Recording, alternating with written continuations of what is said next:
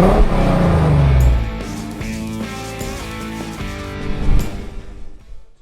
little quick one with Kirk. So down with the 18 grand.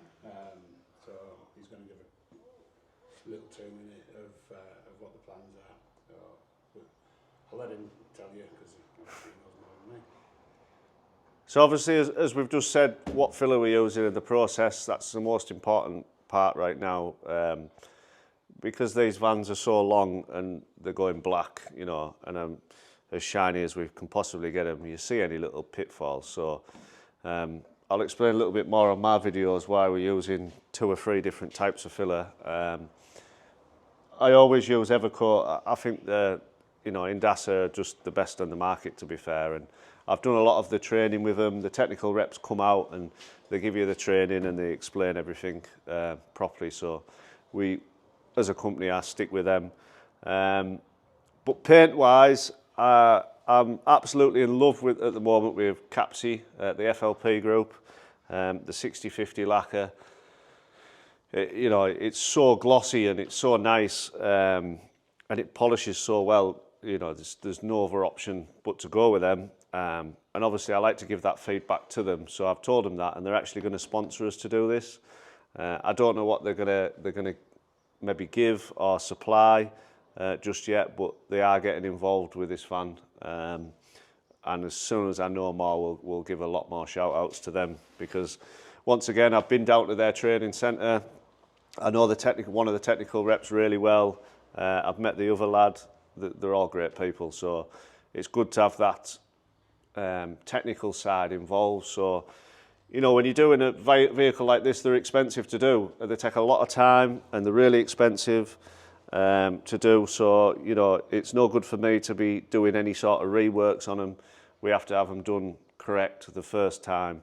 Hence why we don't skimp on products or technical support. But that's it really. We're a little bit far away from getting anywhere near paint or primer.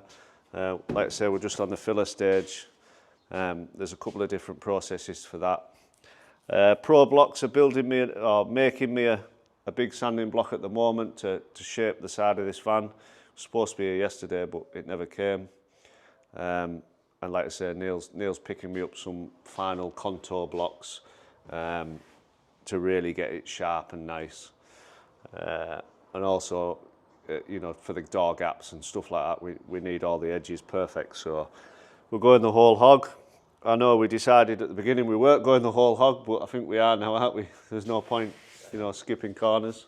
Go big or go home. Yeah, exactly. Go big or go home. That's the attitude. So, pinstripe in the red stripe. So going black, red and grey. You chose sea grey because there's a couple of variants on the van, isn't there? So we're going sea grey, Victory red, and RAL 9005 for the black. Pinstripe at either side of the red. Obviously the red goes over the roof. So the roof, the front, tops of the doors, the bonnet, everything are grey, and the lower half black, jet black. Yeah, that's about it really. What we'll do is we'll paint the shell first, because I've done one of these before and I've already eyed up and adjusted the door gaps before I started the job to make sure everything does actually line up. I'm confident enough to paint the shell, then paint the doors separate, because I've already had a day messing about making sure I know that the doors are going to line up. Because I have had these with doors that don't line up.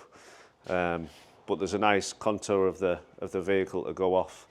And that's where the red line starts anyway, so we'll just be starting from the lower side of the contour.